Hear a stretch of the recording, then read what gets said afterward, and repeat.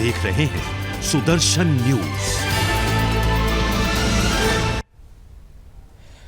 Break के बाद स्वागत है आपका। बात हो रही है चंद्र ग्रहण को लेकर, तमाम उपाय, तमाम सावधानियां बरतनी चाहिए और क्या कुछ करना चाहिए, क्या नहीं करना चाहिए, तमाम जानकारियां दे रहे हैं आचार्य शैलेश जी हमारे साथ स्टूडियो में मौजूद हैं। एक बार फिर से आचार्य जी आपको बहुत स्वागत है।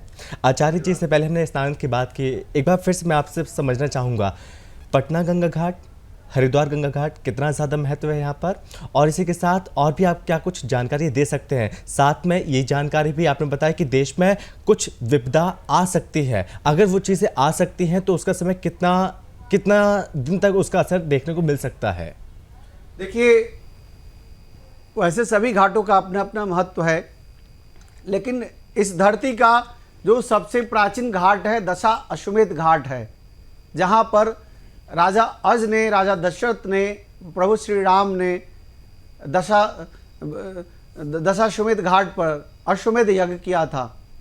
और काशी का दशा अश्वमेध घाट जो 80 घाटों में सबसे प्रमुख है, वह घाट की सबसे ज़्यादा महिमा है पूरी धरती पर, क्योंकि पूरी धरती का पहला शहर, पहला नगर, पहला जो आबादी का स्थान वह काशी कहा जाता है। पुरानी नगरी काशी है जो भगवान शिव के त्रिशूल पर वास करती है। और काशी नगरी जो है, जहाँ जिसे हम वाराणसी, वरुणा और असी दो नदियों का संगम कहा जाता है वाराणसी। काशी का दशा अश्वमेध घाट सबसे महत्वपूर्ण घाट है पूरे विश्व का, पूरी दुनिया का, पूरी धरती का। यहाँ पर स्नान का विशेष महत्व है। इसके बाद हरिद्वार का हर की पौड़ी का भी विशेष महत्व है। हर की पौड़ी तो आपको पता ही है कि आदरणीय पंडित मदन मोहन मालवीय जी ने हर की पौड़ी को वहाँ पर लाया था। हाँ। वहाँ उन्होंने पूरा बनाया था, जीर्णोद्धार किया था। हरिद्वार का हर की पौड़ी कोई बहुत ज़्यादा प्राचीन नहीं है, लेकिन दशा अश्वमेध घाट बहुत प्राचीन है। लाखों वर्ष इसका पुराना इतिहास है। और इसके साथ साथ पटना का भी महेंद्रू घाट है, विशेष रूप से बांस घाट है। ये सब जो विशेष घाट है पटना का, यह भी विशेष महत्व है। बांस घाट और महेंद्रू घाट, यहाँ पर जाकर के लोग कार्तिक पूर्णिमा का दान करते हैं, कार्तिक पूर्णिमा में विशेष रूप से स्नान करते हैं। तो पटना में भी माँ गंगा निरंतर बहती रहती हैं। पटना के घाट का भी विशेष महत्ता है। हरिद्वार के भी घाट की विशेष महत्ता है कि गंगा माता वहाँ भी अविरल रूप से बह रही हैं। वहाँ गंगा जमुना सरस्वती तीनों निकल रही हैं वहाँ से। और काशी का भी विशेष महत्व है।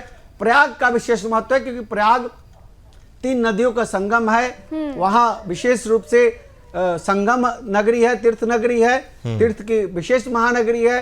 प्रयाग में भी स्नान का विशेष महत्व है। विशेष रूप से कुरुक्षेत्र में स्नान का भी, ग्रहण काल में कुरुक्षेत्र में स्नान का विशेष महत्ता कही, कुरुक्षेत्र में स्नान करें।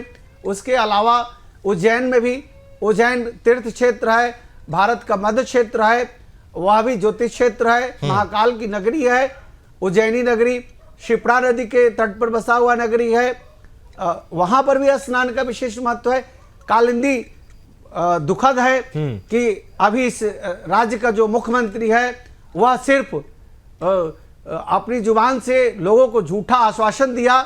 इस कालिंदी माता को, जमुना नदी को स्वच्छ नहीं कर पाया। 8 साल से मुख्यमंत्री है केजरीवाल, उसने कुछ भी नहीं किया।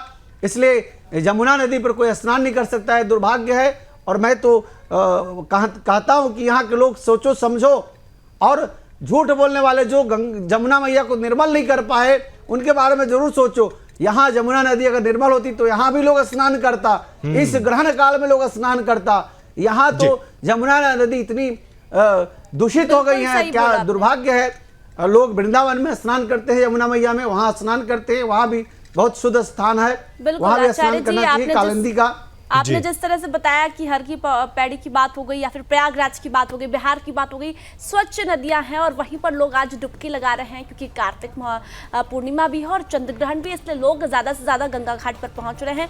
आचार्य जी, आपका बहुत बहुत धन्यवाद पूरी अपडेट देने के लिए चंद्र ग्रहण को लेकर। और इसी के साथ एक छोटे से ब्रेक ले रुक रहे, जल्दी लौटेंगे।